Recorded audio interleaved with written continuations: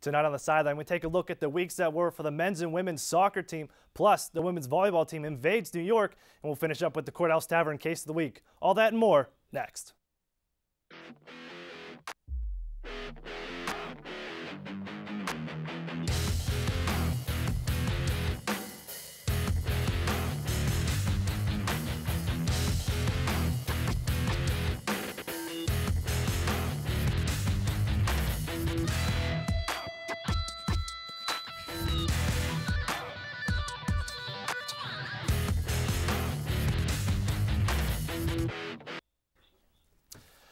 Welcome to the Pioneer Sideline. I'm your host, Aaron Cooney, episode 124 coming at you. We finally got that counter going again, but on our way well up there for the top numbered or the top viewed show in Point Park, the Pioneer Sideline. And coming right in here, recapping women's soccer. They had 3 games on their schedule last week.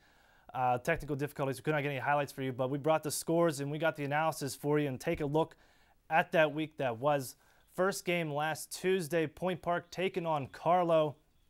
Big defensive game. Pioneers come away with the victory. Williams getting the goal there. Pioneers win 1-0. They played most of that game down a player after a red card and finished, the last 47 minutes with only 10 players.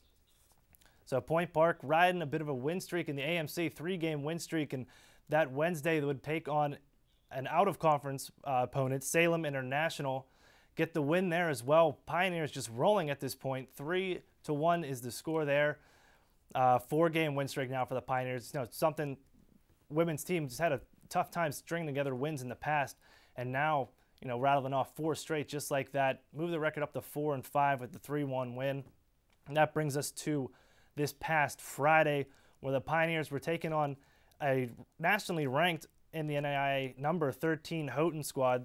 They would get the victory, Houghton there, 3-0, move on to 9-1, and tough for Point Park. They've only given up 5 goals all year, Houghton, so Point Park tough with the offense that they've been putting up.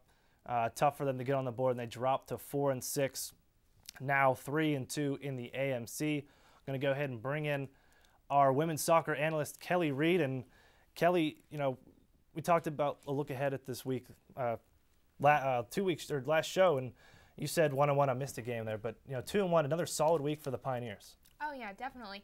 These girls definitely showed with those 2 games, with winning against Carlo, who they lost against last year, and winning against Salem International, who they also beat last year as well. But they really showed that they're coming together in certain areas. Now with Houghton's game, that was a nationally ranked team who's 9-1 and 4-0 in AMC, and that was just a difficult team. The girls played well, in my opinion.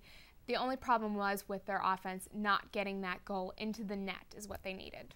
And you bring up offense, and you take a look at the stats. Pioneers, 25 goals for, 18 against. But if you take out the 2 games against Fisher, you're losing 17 goals there and also 92 shots. You take a look, Point Park, only 9 goals on the season, 92 shots on the season, as opposed to 25 and 176. And really, if you lose that Fisher game, there really isn't that offense for the Pioneers. And how do they fix that? Who steps up to fill that void? Because, as you said, you got to score goals to win games. Well, yeah, taking out that Fisher game, that definitely would hurt their stats. I mean, like I said last week, that was more of a stat builder kind of a game and almost like a scrimmage for them. Who should step up? Right now, their leader in scoring is Kaylee Williams. She's doing an excellent job with getting 5 goals so far for Point Park, is leading them in scoring. So I really think she's going to step up, along with Lauren Evans, who's always ahead in the scoring for Point Park. So she's definitely going to pull through. What they really need to concentrate on, though, is on their offense. Their defense is holding these goals. Usually it's only a 1-2 game goal that they're tying with, but you got to get the goal in the net to win a game. That's the point of winning. You bring up the defense and some veterans on that squad, and Pioneers. Kelly, I just want to ask you, is this a defense really the way that they need to play? Do they need to, as you mentioned, a lot of 1-goal losses and a lot of 1-goal games for them. Do they need to focus more on defense and really play more to a counterattack and take what is given to them? Or do they need to start, maybe play a little more, push to a little more firepower? You bring up a good point. With the defense, Every strong team usually has a strong defense. The only problem is their offense is almost too weak at this point to even consider not pointing their direction to the offense and getting that ball down on that opposite side of the end of the field and scoring. They're spending way too much time on their field, and Anna is seeing too many shots on goal.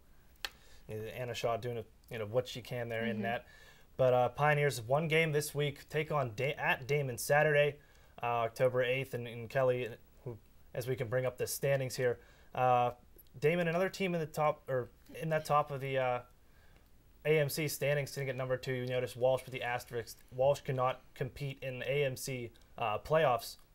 Top 4 teams will move on. So right now, Point Park, if you move Walsh out of there, Point Park sitting at the 3 spot. So still in there fighting for a playoff spot, and a tough game here against Damon on Saturday. Yeah, I agree. It will be a tough game. They did lose to them last year 3-2. However, with the way that this women's team is going and how they played last week, I really feel like they could pull out a win against Damon and push themselves ahead in the standings there. Yeah, 4-game win streak definitely did wonders for the Pioneers, and I really think built their confidence. We will see come Saturday. We will not be there. It's up in New York. We will have all the analysis with you again. Kelly Reed will be on the show. Kelly, thanks again for joining us. No problem. Don't go anywhere. We're going to take a quick commercial break, and we'll come right back with some Point Park women's volleyball with Teresa Davis.